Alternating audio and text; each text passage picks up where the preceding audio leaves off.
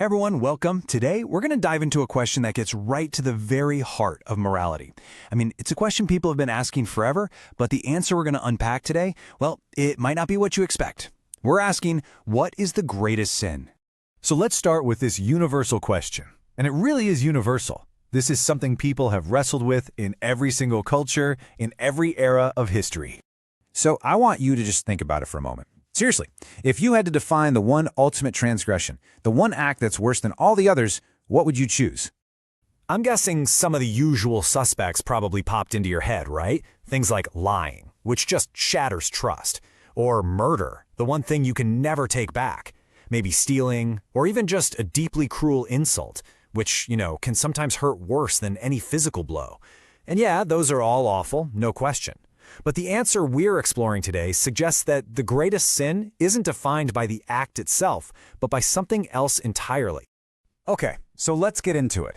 Let's look at an answer that really challenges our typical way of thinking.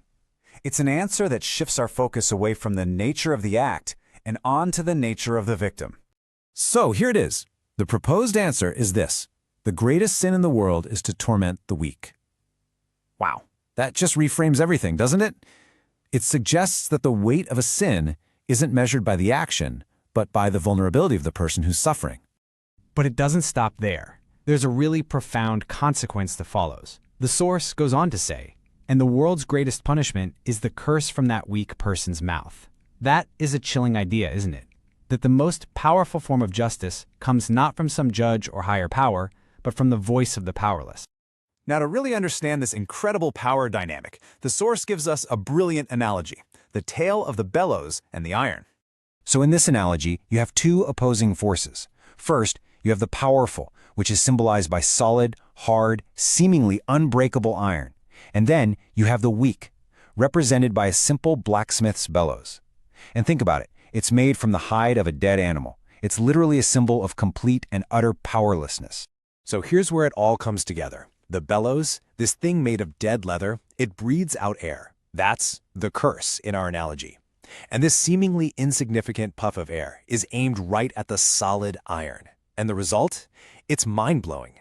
The indestructible iron is completely melted down, turned to ash, undone by the very symbol of weakness.